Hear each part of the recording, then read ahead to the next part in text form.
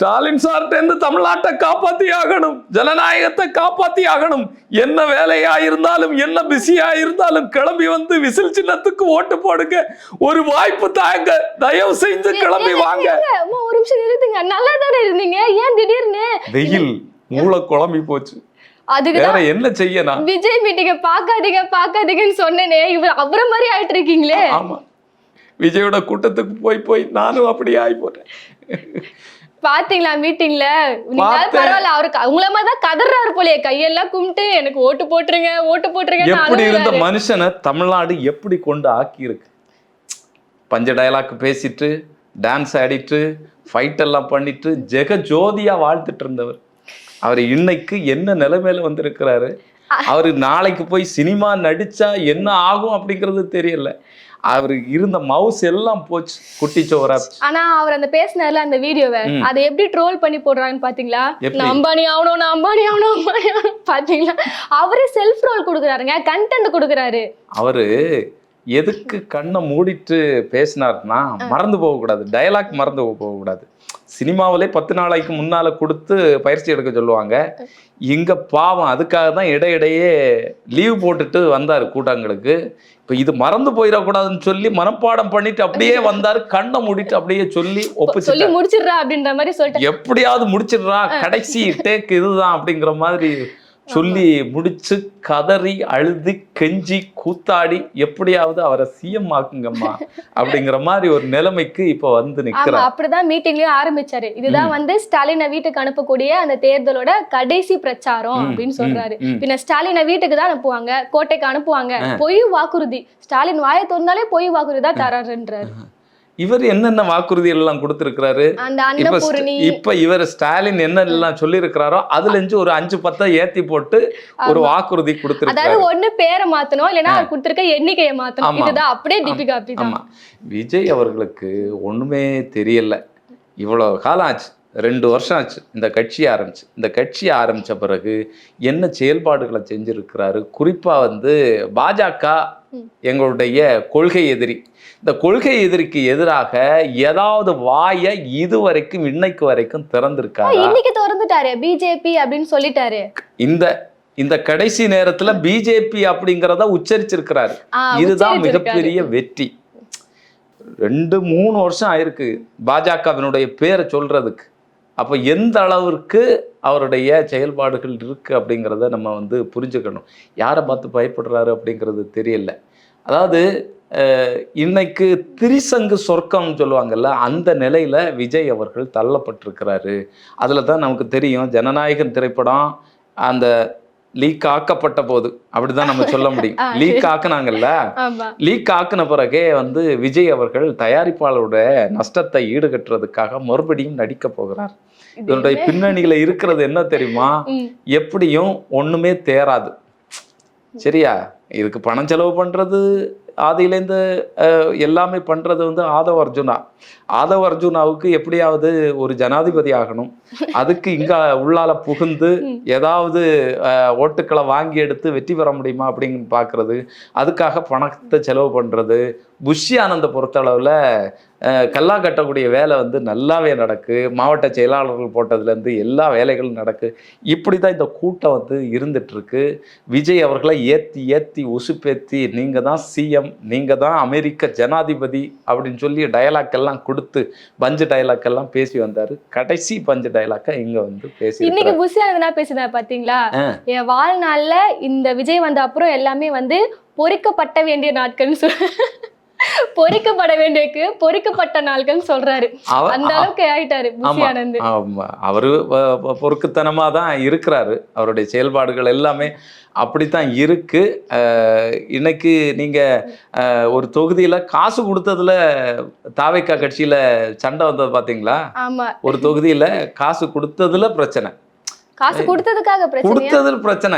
இவங்களே போய் அதாவது ஊழலை எப்படி ஒழிக்க போறாங்கன்னு சொன்னா முள்ளால எடுக்கிற மாதிரி காசை கொடுத்து ஊழலை ஒழிக்க போறாங்க. ஒவ்வொரு தொகுதியிலையும் இந்த வேட்பாளர்கள்ட்ட காசு வாங்கினது இருக்குல்ல, அதை ஊழலை ஒழிக்கிறதுக்காக காசு வாங்கினது, ஒவ்வொரு மாவட்ட செயலாளர்கள்ட்ட இருந்து காசு வாங்கினது ஊழலை ஒழிக்கிறதுக்காக. அது மாதிரி விஜயினுடைய கூட்டங்களுக்கு கியூஆர் கோட்ல 2000 3000 வாங்கினாங்கல்ல, ஆட்களை உள்ளால அனுப்புறதுக்கு, அதுவும் வந்து ஊழலை ஒழிக்கிறதுக்காக. இப்படி ஊழல் ஒழிக்கக்கூடிய நடவடிக்கைகள்ல அவங்க ஆட்சிக்கு வாரதுக்கு முன்னாலே படுதீவிரமாக வந்து ஈடுபட்டு இன்னைக்கு நிறைய சட்டங்கள்லாம் சொல்லியிருந்தாரு. இவர் வந்து பொய் வாக்குறுதிகள் தராரு ஸ்டாலின் அப்படின்னு சொன்னாரு. இவரோட தேர்தல் வாக்குறுதிகள் பார்த்தனா பட்ஜெட் ரொம்ப இடிக்குது போல. சரியான வாக்குறுதி. அதாவது நம்ம எங்க இருக்கோம், வேற ஒரு சொர்க்கத்துக்கு ஏதோ வந்துட்டோமோன்னு நம்ம தோணக்கூடிய அளவுல தாய்மாமன் சீர்வரிசை என்ன, கேஸ் சிலிண்டர் இலவசம் என்ன, ஏசி பஸ்ஸில் வந்து பிரயாணம் என்ன, ஃப்ளைட்டில் பிரயாணம் என்ன இலவசமாக, இப்படி அடித்து விட்டுட்டு இருக்கிறாரு. இப்போ தமிழ்நாட்டு கடன் சொல்லி பேசிட்டு இருக்காங்கல்ல, தமிழ்நாட்டினுடைய வளர்ச்சிக்கு ஏற்ற மாதிரி தான் கடன் இருக்குது. இந்த வளர்ச்சி திட்டங்களில் தான் வாங்கக்கூடிய கடன்கள் வந்து செலவழிக்கப்படுகிறது. இந்தியாவிலே முதன்மை மாநிலமாக தமிழ்நாடு இருக்குது. இதெல்லாம் ஆக்குனது வந்து ஸ்டாலின் அவர்களுடைய திராவிட முன்னேற்ற கழகத்தினுடைய அரசு. இதை வந்து யாருமே மறுக்க முடியாது. நீங்கள் எதிரின்னு சொல்லக்கூடிய கொள்கை எதிரி பாஜகவே ஒத்துக்கொள்ளக்கூடிய விஷயந்தான் இது. அனைத்து மாநில முதலமைச்சர்களும் பாராட்டிட்டு இருக்கிறாங்க தமிழகத்தை. யாரு நேர்மையான முறையில் பேசுகிறவங்க எல்லாருமே பாராட்டிட்டு இருக்கிறாங்க. இப்போ விஜய் அவர்கள் சொல்லக்கூடிய இந்த திட்டங்கள் இருக்கு இல்லையா, இப்போ வேற கட்சிகள்கிட்டேருந்து அடிச்சு மாற்றி சொல்லக்கூடிய பட்ஜெட் இருக்குல்ல, இந்த பட்ஜெட்டுக்கு 12 லட்சம் கோடி அளவிற்கு செலவாகும் 5 வருடத்துல. இவர் சொல்லக்கூடிய விஷயத்த நிறைவேற்றணும்னா தமிழகம் இப்போது போட்டிருக்கக்கூடிய இந்த கடந்த 5 வருட திட்டம் இருக்குல்ல, அதற்கு செலவு பண்ணது 4.39 லட்சம் கோடி. ஏணி வச்சாலும் எட்டாது போலி. ஏணி வச்சாலும் எட்டாது. இந்த 12 லட்சம் கோடியை எங்கேருந்து வாங்க போறாரு? அவரு சொந்த பணத்துல இருந்து போடுவாரு. அவர்தான் எல்லாத்தையும் விட்டுட்டு வந்துட்டார்ல, மக்களுக்காக எல்லாமே போட்டு அவர் செஞ்சு. ஏன்னா அவருடைய வரலாறு நமக்கு தெரியும். மக்களுக்கு அள்ளி வீசிட்டே இருப்பார். வரக்கூடிய வழியில எல்லாமே வீசுவார். பெரிய ஜமீன்தார்கள் எல்லாம் முன்னால் நம்ம பார்த்துருப்போம்ல, திரைப்படங்கள்ல பார்ப்போம்ல, அது மாதிரி வீசிட்டே வருவார். அப்படிப்பட்ட ஒரு மனப்பான்மை கொண்டவர். நமக்கு தெரியும், ஈழத்தமிழர்களுடைய போராட்டம், ஈழத்தமிழர்களுக்காக ராமநாதபுரத்தில் நடக்கும்போது 500 ரூபாய் கொடுத்த மாமனிதர் தான் இந்த விஜய். அப்போ என்ன, ஒரு 10 லட்சம் ரூபா வாங்கியிருப்பார். ஒரு 10 லட்சம் ரூபா 20 லட்சம் ரூபா வாங்கியிருப்பாருன்னு வைங்க. அதுல ஒரு அவரால் முடிஞ்சது 500 ரூபா கொடுத்தாங்க. அதுக்கு அப்ப அவர் அரசியலுக்கு வந்திருக்கணும்ல, அரசியல் அப்ப இருந்துன்னா வாரி இறைச்சிருப்பாரு. ஆமா வாரி. இப்ப என்ன இறைச்சிட்டு இருக்காரு? தன்னுடைய கூட்டத்துல வந்து செத்தவனுக்கு யார் பணம் கொடுத்தா?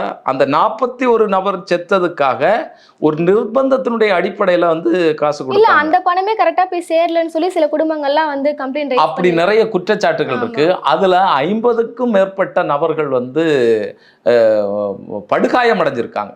அவங்களால மறுபடியும் வந்து ஒழுங்காக உடல் உழைப்பு செய்ய முடியாது. அந்த அளவுக்கு நசுங்கி பிதுங்கி போய் மக்கள் வந்து மிகப்பெரிய பாதிப்புகளுக்கு உள்ளானாங்க.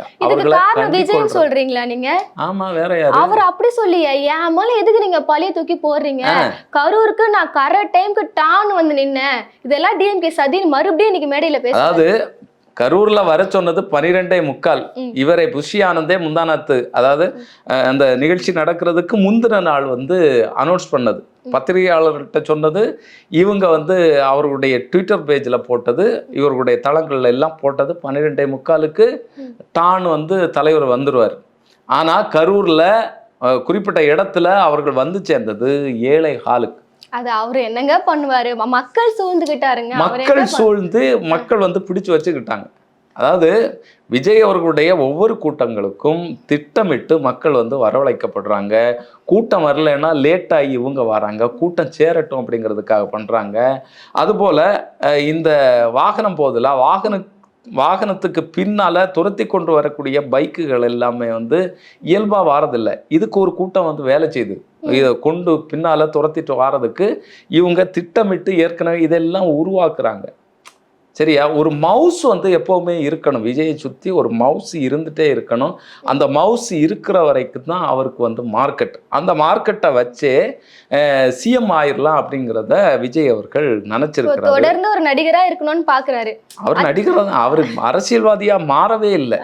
இந்த டயலாக் ஒப்பிக்கிறதுலேருந்து எல்லாமே இப்போ இந்த கடைசி இந்த கூட்டத்தில் மட்டும்தான் காணாமல் படித்து டயலாக்கை சொல்லி இருக்கிறாரு. பாராட்ட வேண்டிய விஷயம் இல்லை, பாராட்ட வேண்டிய விஷயம்தான். மறந்து போகக்கூடாதுன்னு தான் கண்ணை மூடிட்டு வந்து கையை தூக்கிட்டு வந்து சொன்னார். பள்ளிக்கூடத்தில் பிள்ளைகள் சொல்லுவாங்கல்ல, அப்படி வந்து சொல்லியிருக்கிறாரு. இதுக்கெல்லாம் காரணம் அதுதான். எங்கேயாவது எந்த ஒரு மீட்டிங்லையாவது பேப்பர் இல்லாமல் இவர் வந்து வாசிச்சிருக்காரா? தன்னுடைய திட்டங்கள் என்னன்னு சொல்லியிருக்கிறாரா? மக்களுடைய பிரச்சனைகள் என்னன்னு சொல்லியிருக்கிறாரா? திமுக அரசாங்கத்தை குற்றம் சாட்டுறீங்களா? அவர்களுடைய குற்றம் குறிப்பிட்ட இந்த குற்றம், இந்த மக்களுடைய பிரச்சனை அப்படிங்கிறத சொல்லியிருக்கீங்க. ஒன்றுமே தெரியாது, ஒரு இளவும் தெரியாது. சரி, நீங்கள் முன்னாலேயாவது எதுவும் வாசிக்கல, உங்களுக்கு அரசியல் தெரியல, நீங்கள் 2 வருஷத்துக்கு மேலே ஆகுது அரசியலில் வந்து, அதற்கு பிறகு நீங்கள் என்னத்தை வாசிச்சீங்க? மக்களுடைய பிரச்சனைகளை எதை தெரிஞ்சுக்கிட்டீங்க? மக்களுடைய கூட்டத்துக்கு கூட போய் அவர்களை பற்றி என்னத்தை நீங்க கண்டுகிட்டீங்க அப்படிங்கிற மிகப்பெரிய கேள்விகள் எல்லாமே அவருக்கே இருக்கா. சினிமால லாஸ்டா பக்கமா பேசி டைலாக்லாம் பேசியிருக்காருல்ல. இப்ப என்ன சொல்றாருன்னா, நயினார் நாகேந்திரனுக்கு டைரக்டா ஒரு அடி.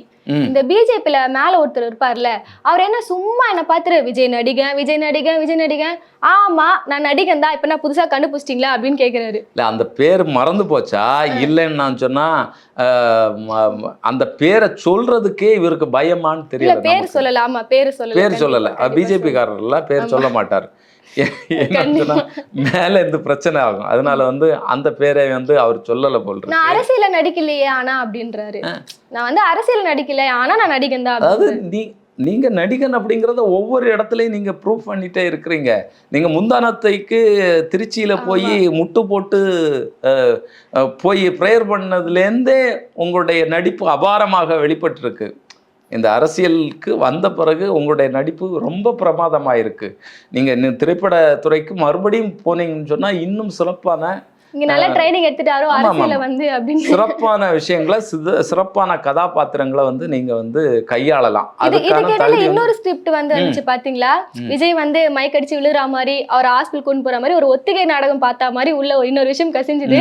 அடுத்ததான் என்ன டிராமா பண்ண போறோம் பார்த்தாங்க. அது ஒன்றும் எடுபடலை போல் இருக்கு. மக்கள் மத்தியில ஒண்ணுமே எடுபடலை, வேலைக்கு ஆகல.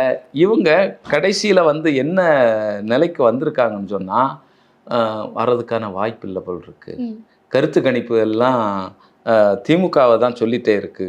கிட்டத்தட்ட 234 தொகுதிகளில் 170 தொகுதிகள், 165 தொகுதிகள், இப்படி அறுதி பெரும்பான்மையோடு திமுக தான் ஆட்சிக்கு வரும் அப்படிங்கிறது தான் எல்லா கருத்து கணிப்புகளும் சொல்லுது. இவர் விஜயை பொறுத்தளவில் 10, 12, 16 இப்படி பல கோணங்களில் வந்து சொல்கிறாங்க. அப்போது இவருடைய அரசியல் வாழ்க்கை இதோட அஸ்தமனம் ஆயிரும் அப்படிங்கிற ஒரு பதட்டம் தான் இப்போது நீடித்துட்டு இருக்கு. அதை பத்தி பேசியிருந்தாரு. இந்த கருத்து கணிப்புலாம் நம்பாதீங்க மக்களே, அது வந்து ஒரு காண்டுல கருத்து கணிப்பு கொடுக்குறாங்க, காசு வாங்கிட்டு வேலை செய்யறாங்க அப்படின்னு சொல்றாரு. எல்லா இதுவும் காசு வாங்கிட்டா வேலை செய்யறாங்க. உங்களுக்கு ஆதரவாக யாரெல்லாம் பேசிட்டு இருந்தாங்களோ அவர்களுடைய கருத்து கணிப்பும், உங்களுக்கு சாதகமாக எந்த பத்திரிகைகள் எல்லாம் எழுதி கொண்டிருக்கிறதோ அவர்களை வந்து அவர்களுடைய கருத்து கணிப்புல வந்து திமுக தான் வெற்றி பெறும் அப்படின்னு போட்டிருக்கிறாங்க. ஆனா மக்கள் விரும்பக்கூடிய முதல்வர் யாருன்னு கேட்டா விஜய் அப்படின்னு ஒரு உருட்டு இருக்காங்க. புரியுதா? நான் விகடனுடைய இதை தான் சொல்றேன். அந்த மாதிரியான விஷயங்கள் எல்லாம் பண்ணியிருக்கிறாங்க. அப்போ உங்களுக்காக பேசக்கூடியவங்கள்ட்டையும் காசு வந்து திமுக கொடுத்ததா அப்படின்னு நம்ம எடுத்துக்கலாம். அவர் பேசுற பேச்சு அந்த மாதிரி இருக்கு. சரி, நம்ம இப்ப எடப்பாடி பேச்சுக்கு வந்துடலாம். நயினார் நாகேந்திரனை பத்தி பேசியிருந்தாரு. எடப்பாடி பேச்சை பத்தி அவரும் வந்து நீங்க சொன்னீங்களே பிஜேபி ஆள்னா அவர் பேரே சொல்ல மாட்டாருன்னு, அதனால எடப்பாடி பேரை கூட அவர் சொல்ல மாட்டாருங்க, அதிமுக கூட சொல்ல மாட்டாரு, மற்றும் பலர் அப்படிதான் சொல்றாரு. எடப்பாடி பத்தி என்ன சொன்னாருன்னா, 10 வருஷமா தொடர்ந்து தோல்வியை தானே நீங்க கண்டுட்டே வரீங்க, வேற தொகுதியில நிக்க வேண்டியதானே, ஏன் அதே தொகுதியில நிக்கிறீங்க, முதல்ல உங்களால நிக்க முடியுமா அப்படின்னு கேக்குறாரு. இப்ப நம்ம விஜய்கிட்ட கேட்க வேண்டியது, நீங்க திருச்சி கிழக்குல ஏன் போய் நிக்கிறீங்க? அது வந்து குறிப்பிட்ட சமுதாய ஓட்ட வாங்க, அது என்ன குலுக்கல் போட்டு எடுத்தாங்களா? இல்லையே.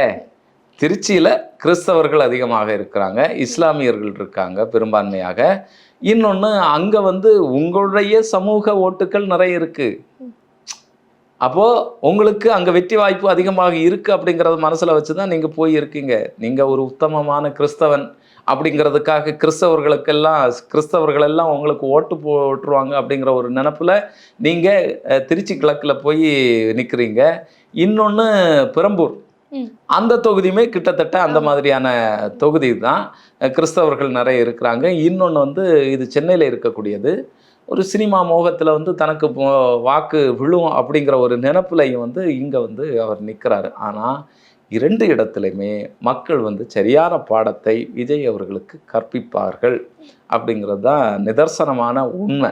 இவருடைய கிளைமேக்ஸ், இந்த கதையினுடைய இந்த சினிமாவினுடைய கிளைமேக்ஸை வந்து 4ஆம் தேதி தான் இருக்குது. அன்னைக்கு தான் இவருடைய நடிப்பு முழுமையாக வெளிப்படும். அன்னைக்கு என்னெல்லாம் குறை சொல்ல போகிறாங்களோ, பாஜகவும் திமுகவும் அதிமுக எல்லாம் சேர்ந்து ஸ்டாலின் அவர்களுக்கு வேலை செஞ்சாங்க அப்படின்னு வந்து சொல்ல போகிறாரு, கதற போகிறாங்க அப்படிங்கிறது தான் நம்ம பார்க்க இருக்கிறோம். இது நடக்கும் அப்படிங்கிறது தான் உறுதி.